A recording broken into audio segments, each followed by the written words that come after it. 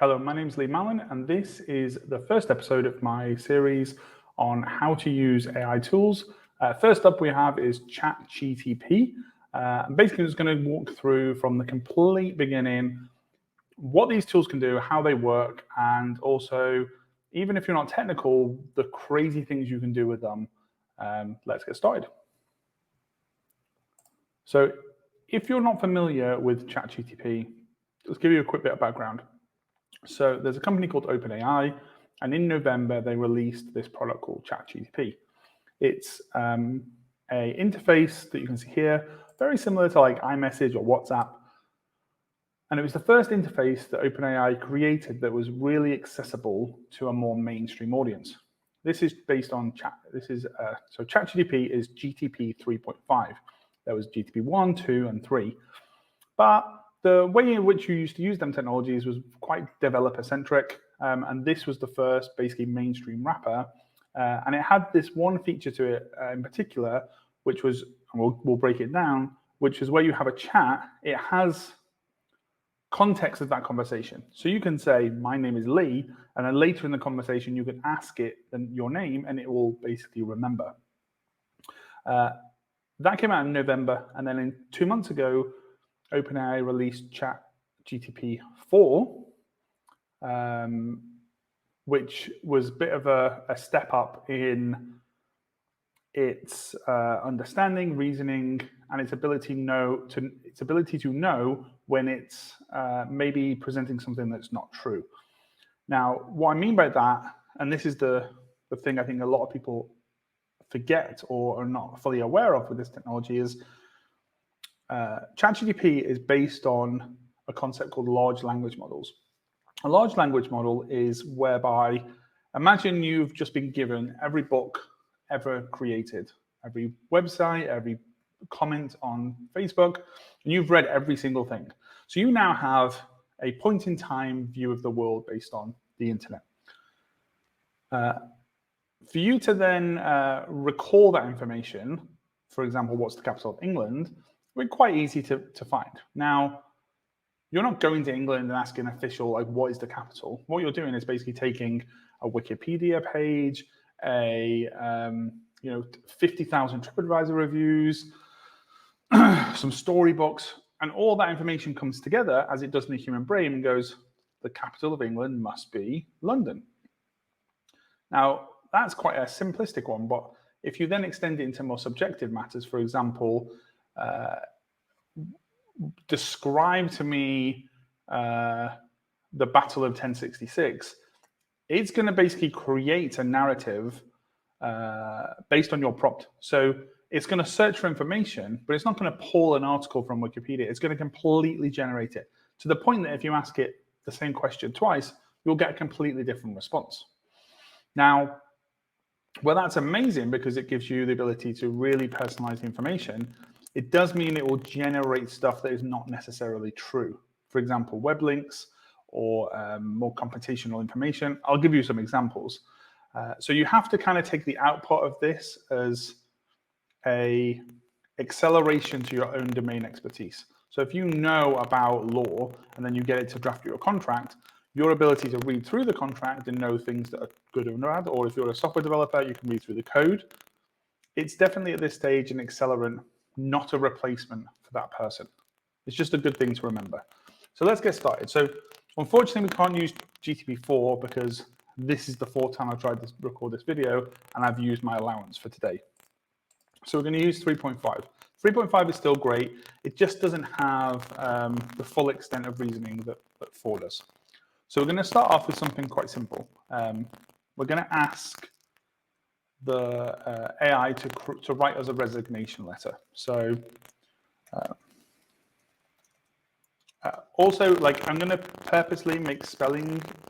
I'm not going to be really focused on my spelling, just to also show you how good the natural language processing is of this. For my boss, because I am going traveling with my family. Now what's going to happen now is it's going to generate a letter of resignation. And as you can see, it's gone very formal, like your name, your address, and very detailed. Now, as this is generating, I can stop it at any point in time. I can then, in this chat, say, well, I don't want it to be that form. I'm actually just going to send an email. Now, instead of just going, write me a resignation in email format, it knows I'm trying to write a resignation letter. So I can just say, make it an email format. And again, so now what's going to happen is it's going to give me a subject title for the email, and then it's just going to do deal a person's name, because you wouldn't put a name and address in an email, for example. And it's going to basically write out this email. It's still quite a verbose email. I just want it to be something quite short and to the point. So again, I'm going to stop generating, and I'm just going to say, make the email less than 100 words. So now you can see just like straight to the point. But just to show you, I'm just going to say, create me another, generate 3 different emails in a positive, negative, and neutral tone. So now it's going to basically create me 3 separate emails, which I can then look at and say, is this the type of language pattern I would like it to do? And as you can see, it's very quick. 3.5 is very fast. 4 is a little bit slower, but that's because it's new and they're just kind of maintaining integrity with the system by giving people limited access. So with any of these examples, you can try them completely yourself and for free. If you just go to chat.openai.com, create an account, email address and password, and you'll be taken to this interface. The free plan gives you access to 3.5. The paid plan gives you access to 4. And if you're accessing it typically during American working hours, the free account can go down quite a bit as load.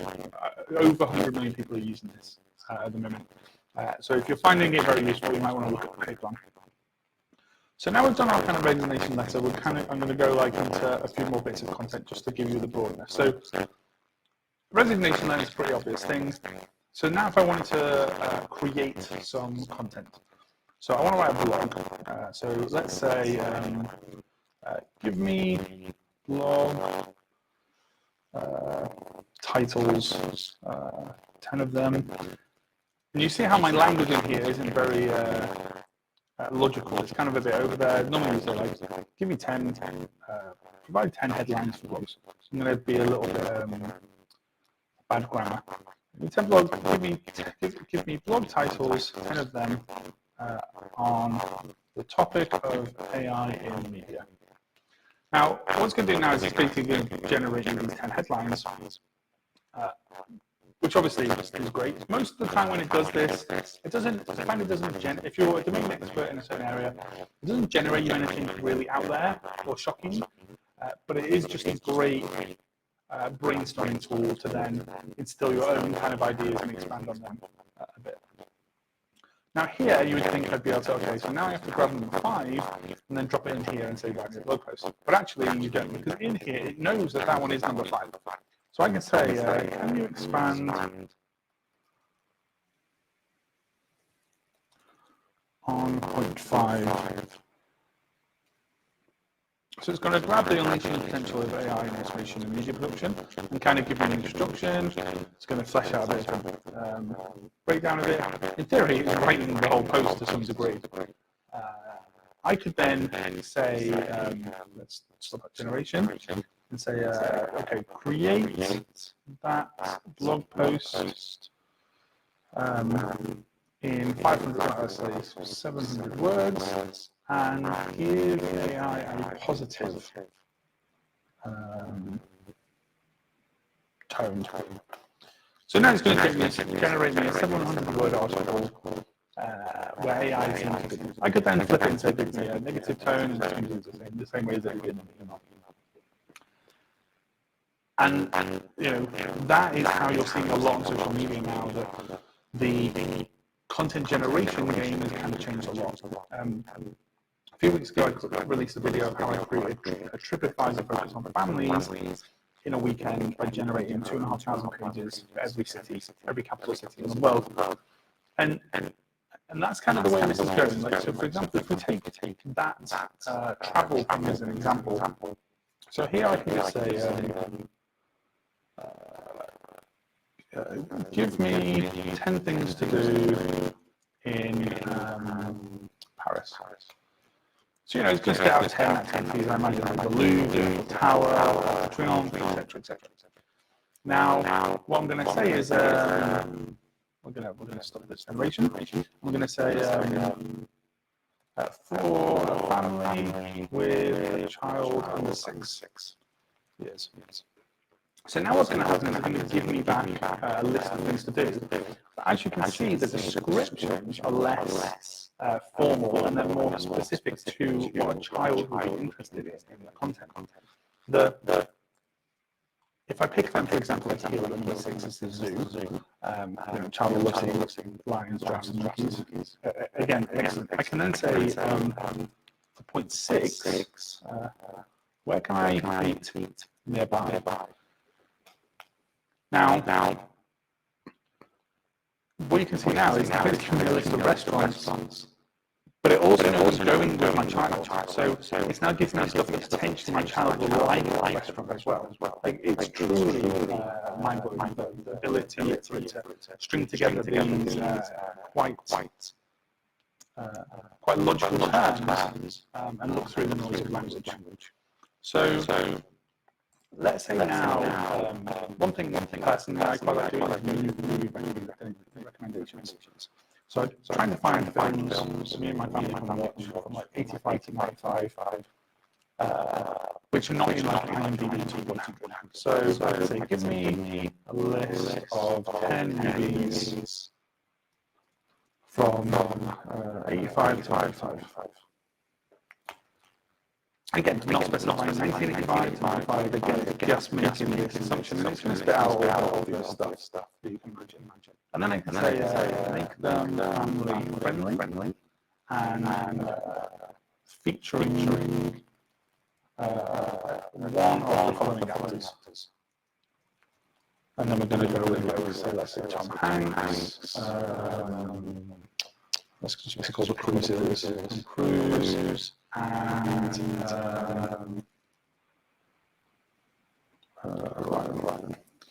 so now we're going to get a list of 10 movies that stars Tom Ryan or Meg Ryan.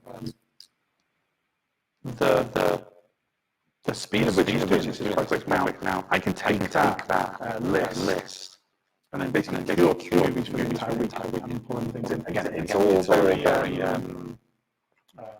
obvious stuff, but for me, like, I look at this now and I go through and I say, okay, well, I've seen top songs, male, they don't watch them for a while.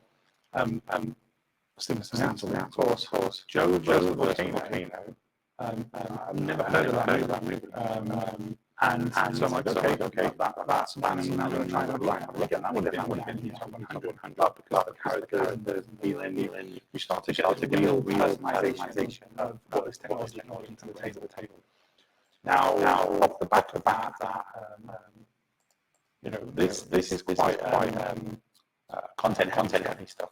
You know, the one thing with this technology is, I mentioned, is its ability to not generate truth. But if you know what you're doing, then you can kind of sense check it. So for example, so I work in software development. So I can ask it to write code for me. So for example, I can say, so I can write a title of the method. So in this method, I want to create. So this is create a hash, right? So I pass a string. So basically, what's going to happen is this is a bit of code, and what it's going to take a big long string, big long bit of text, and create a really unique value of it that I can use visible. And then there is say. So that is just a function that I can say. Can you complete this function for me? Now, what it's going to do is just going to just create that function.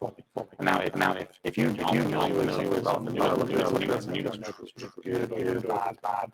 But if you do know something, you do know, etc. This becomes a really good tool to just accelerate your output and you're creating. And I think that's where this technology is at the moment. It's going to generate here potentially is real. You are able to send it then, and that is very key. Now, if we jump back to our resignation email, let's say I send an email, and then the boss is like French office, needs to be French. Or only a lot of locations they do have to do English and Arabic. So I could take this resignation and say, can you convert the last neutral tone email into French? Generate French, and for example, Arabic. Not sure if I'm Arabic. Let's see. There we go. Now, obviously, the language is not right. You understand as you can see here, it's English. You can see it's not perfect, but the ability to have this in one interface and ChatGPT having integrated to Google. I found myself using this for in so many different circumstances. Okay, so now I want to do is thinking of working. So let's just say you had a legal document, HR guidelines, etc. And there's some terminology you just don't understand. You want to break down. There's a there's a thing called the birthday paradox. If you don't understand it, so I can say what is paradox? I don't know what I'm talking about. So I can say explain the birthday paradox. And what this means is that the string is 365 days a year, and if you have more than 20 of days, we'll find out in a second. People in a room, there is a 50-50 chance to be on the same birthday because of all the linking relationships between each other over 23 people. So if there's 57 people in the room, it's almost guaranteed that many people will have the same birthday. Now that doesn't make sense when you logically go 50 people infected by years. That makes sense. But actually, when you think about paradox, it does because one person does the day, etc. Now, just looking there, well, that's again, it's very technical. What's great about this is you can ask it to explain something you understand. So I can say, can you explain this using Pokemon references? Now, the core mathematics to it haven't changed necessarily, but all the terminology around like Pokemon species, like unbelievable, just change the language. I've used this loads of times with my own children to explain potentially complex things that school in things related such as Marvel characters, whatever it may be. Now, currently, ChatGPT is not exposed to the internet.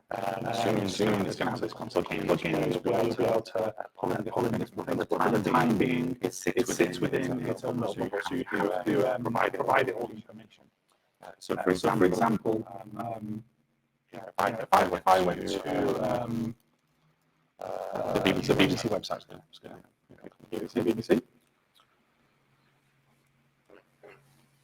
One thing I can do is I can just pick any article here. So let's pick something which is like James Goldman. So this is factual, it's kind of entertainment, etc. I can take this article soon. I'm sure you'll just be able to provide the URL. I can take this information here. I can copy it here. Let's press all. Let's just grab the whole lot. Maybe it's kind of prove the point.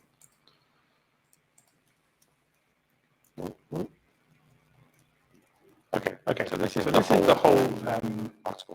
Now let's going to stop it here. So that's basically just I think I'm asking a question, which I'm not. So does it? Should I say give me the just summarize this article in 10 bullet points?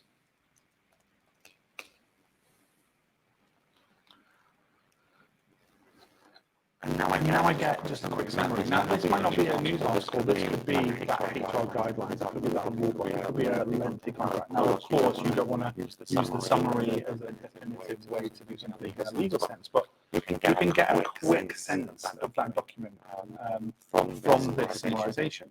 You can also say, you know, rewrite this article in the tone of, so for example, I've got these 10 bullet points. Okay, turn the 10 bullet points into an article.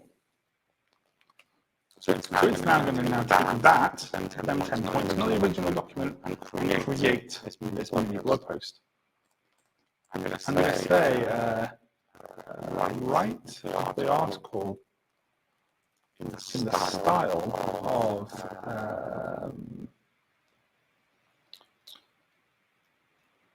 let's say,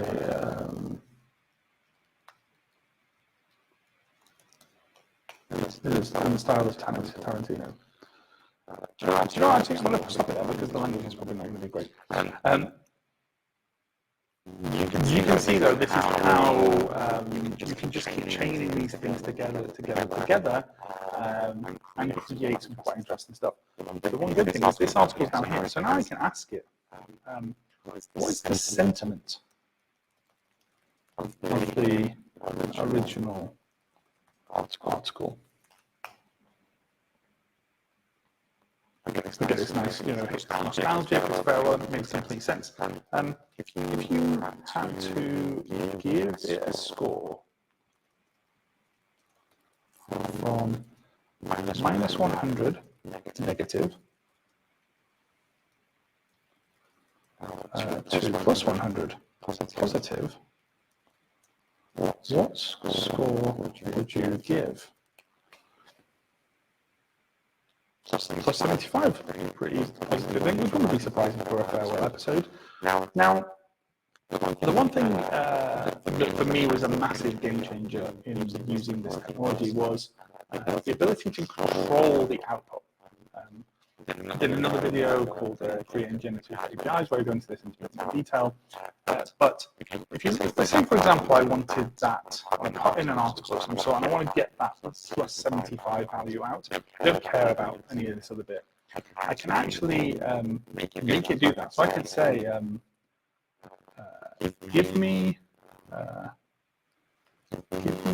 sentiment as just a number, no text.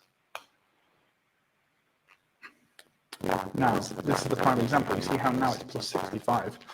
Because what's happened is it's re-evaluated this document. And again, this is where we come into this whole generative thing where it's not a logical answer. I can even say things like, plus 65 seems low. Do you think that is a good value? So you can second guess it, and actually a lot of stuff was found is that when you second guess it, it reconfigures it. Like, see now it's gone to plus 80. Now this may, if you read this, you might be like, oh, it's a load of rubbish, therefore it's not real. That's not how it's working. It's working very similar to how the brain works. So if you ask me a question, I might, you know, quickly respond with an answer. I might respond with emotion, you know, if it's something political, if it's something that goes against a core belief of mine, I might respond in a certain way. But then once I think about it, or we exchange words in a conversation, I might think, oh, actually, I can kind of see the point of that, or I can see the point of this. And then I'm potentially going to revisit my conclusion. This is no different. This is the same thing. It will basically return back to you the frontest of information it can from its neural network. But if you make it second guess, if you correct it, it will kind of search out its network to find further details. Just something to bear in mind. Now, To me, one of the craziest things that this stuff does is creating code or creating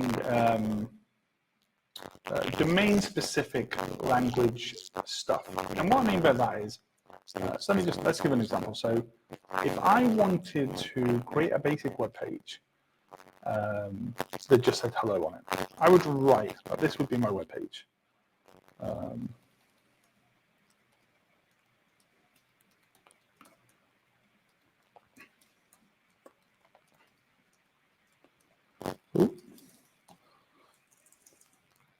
So basically that there would basically show me a web page that said hello. Now if I just take this off and I say, what is the HTML to say hello?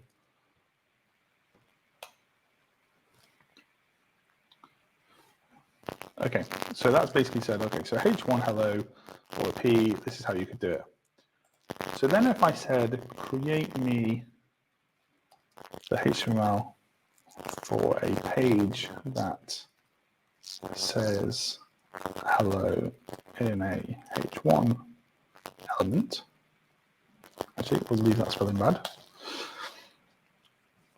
So you can see here was the HTML tag that I had. I didn't specify that one because it was optional. But there's the body and there's that. Now I can take that text, run it in a browser, and it will run. It will show the word hello. Where it gets crazy is the extent of which you can do this. Like you saw it generate the code for me. I've been blown away with some of the stuff it can come up with. So for example, there is this thing called ASCII art, which is basically the ability to draw pictures using the position of different letters on the screen. So I can say, using ASCII,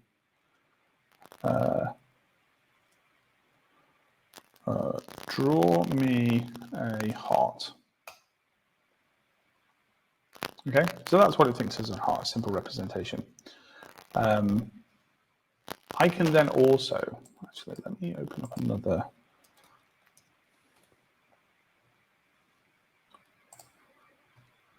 So I can actually show you this running.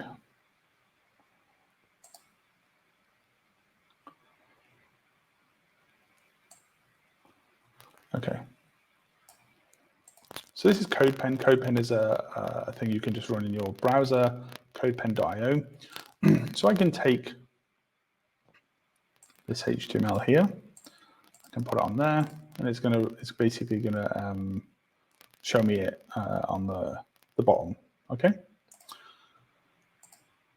So what I can do, so here's my heart shape, not the best. There is ChatGPT doesn't generate graphics currently, but there's a form of there's a graphical format called SVG, scalable vector graphic, which is in essence code. So I can ask it, can you create me a heart in SVG format? So it's now going to generate this SVG. Now, again, if you didn't know software or programming, you might just trust it and it might produce something horrible. But actually, in this case, you can just grab the code. You can copy it by clicking this thing here. You can drop it into something like CodePen and then see what it looks like. And there's our heart. You know, to me, it's obvious in this code that the fill color is red, and if I change that to blue, it's going to change the heart to blue, right? Inside of here, like you might not, you know, if you're not familiar with the thing, you might not sure, and you can say, but here you could just say, change the heart to blue. And what's going to happen is it's going to regenerate the code and just change the fill color to blue. So I can then copy that again. Let's change this just orange so you can see it change to blue. Now, there is a chance that the heart itself might change in shape because it's regenerated it again. And there we go in blue. The sheer ability to just output stuff. So the next one I'm going to go with is, and we'll probably call it there on the code side of things, is let's say I had some data I want to show in a chart. So let's create a new chat.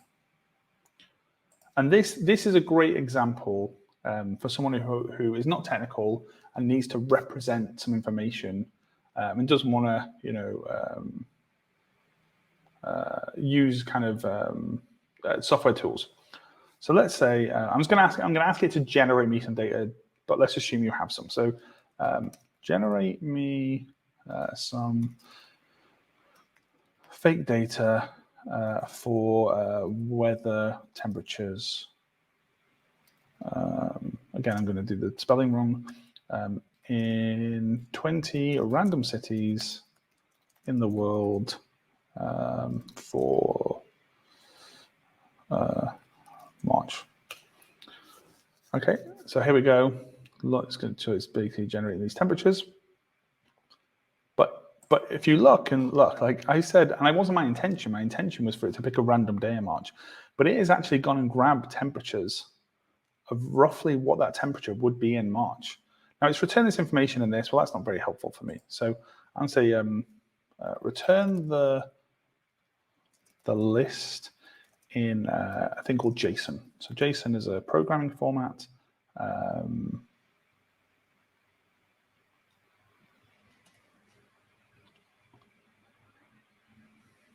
So here we go. So now we've got basically the city, the country, and the temperature, right? So this information is very, very clear, very obvious. Now, but I can't do anything with that. So what if I now took that information and I said, right, can you, it can't draw, so I can't say, can you create me a chart of this? But what I can do is say, write me a HTML page code with CSS, which is the styling, and JavaScript, which is how you get the front-end functionality of interactivity, that takes the above data and turns it into a bar chart.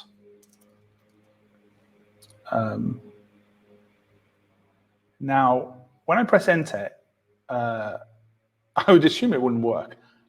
But let's just fingers crossed. What might happen is it's going to create me a HTML page with this data put in, and it's going to create, probably maybe pull in a chart library. And maybe if I then run it, it's going to create me a chart of this dynamically. So here we go. There's all of our temperature data. There we go, there's our SVG we saw from the chart thing before.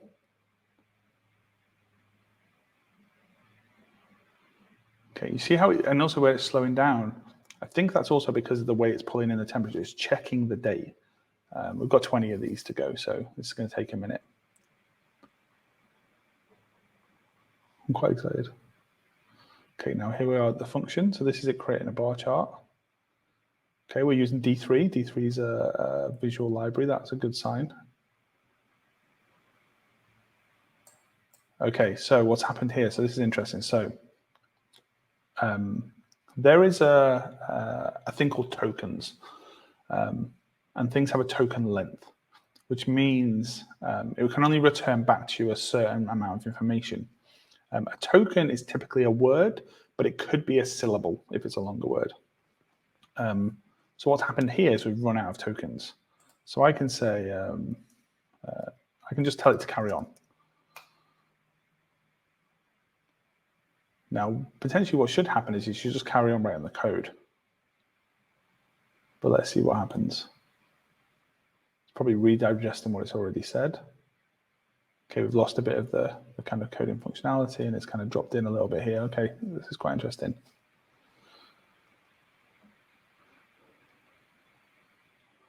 Okay, so if we now, so obviously that's there. Now I can take that stuff and I could basically move it around and get it into a page.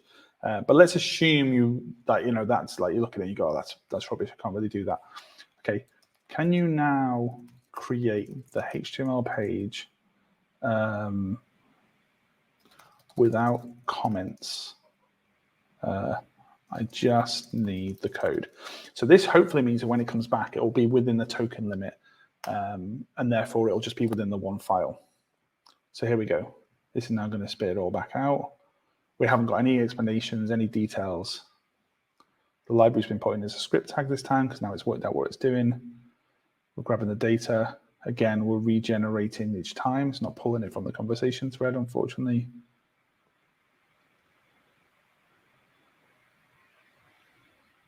Okay, we still got stuck. Okay, so let's think about this and go, okay, so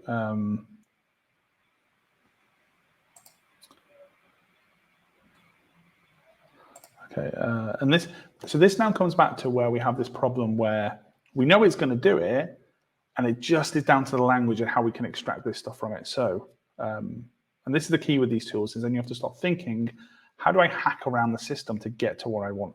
So the problem here is, this is probably going to finish off quite nicely. This is probably my problem. Like, this is taking a lot of our tokens.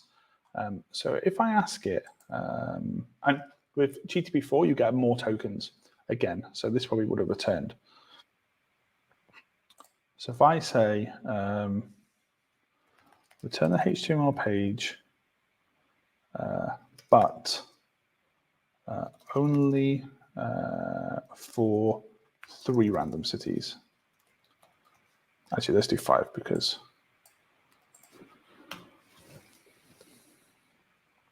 we want something to show on the chart itself.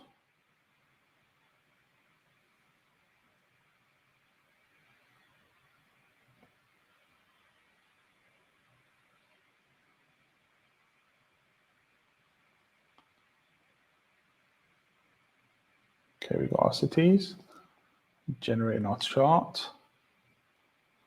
Can we get past the bar? Getting close. Perfect. Okay, so now we've got our HTML. So now we take that HTML, that whole thing, we copy it, we open up CodePen, we delete what was there before, we paste it,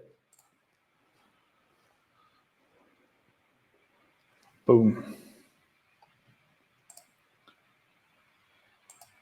We now have a bar chart of them 5 cities. And because we can kind of see this now, we can look at this and go, okay, I can kind of see, I can now copy, I can look onto this, I can now go, okay, actually, I want to now grab all of this. I know data is obviously my data. So let's grab all of that there. I'm going to find data here. I'm just going to replace this. And then I'm going to let it refresh. And now I've got all my 20.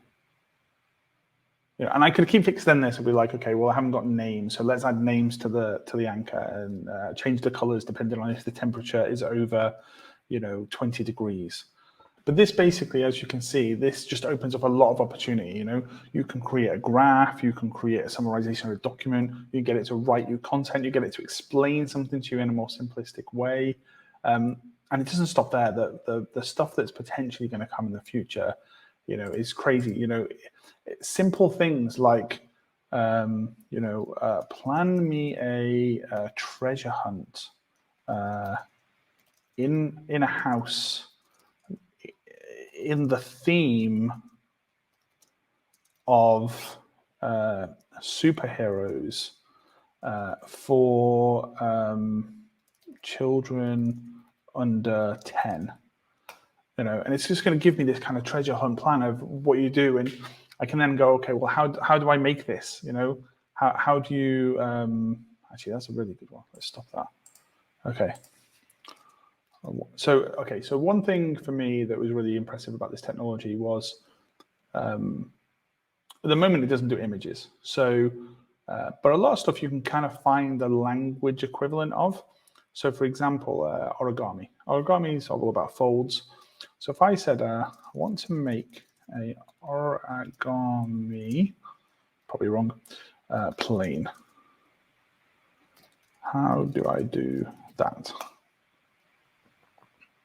So it's giving me, and then it's going to give me these instructions. Now, I don't think it's long, and we'll look at some visual AI tools next week. But I could then potentially take them instructions and create an image that then describes it. And then before we know, we've then got this instruction manual of how to do origami. Now, I want to leave you with one final example,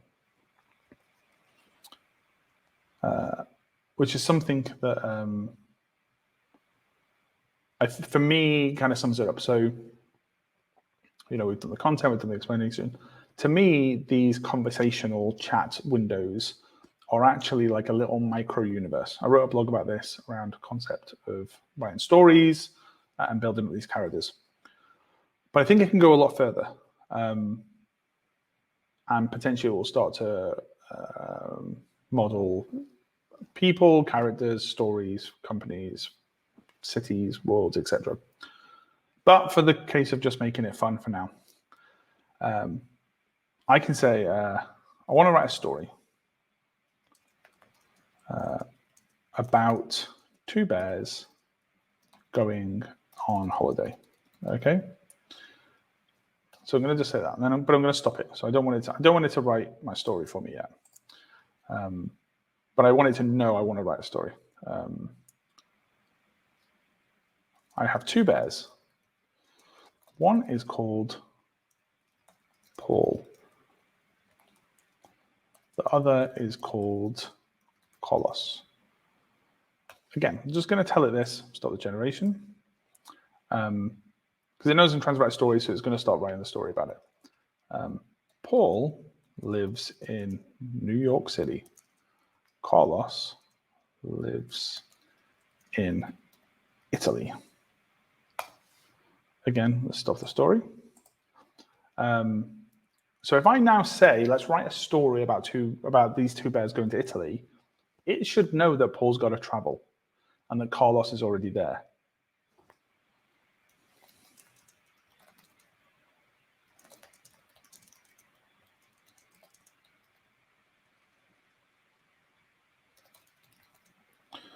Actually, let's just say in Italy and see what it comes back with.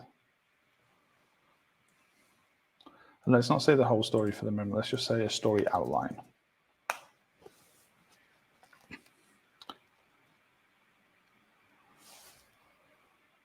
So here's our outline. It's going quite quick, so let's stop it there. So let's go back to the beginning. So here we go. Paul, curious bear who lives in a bustling city. Carlos, who lives in Italy. Here's the encounter. Paul and Carlos accidentally meet online through a bear social networking platform. Of course.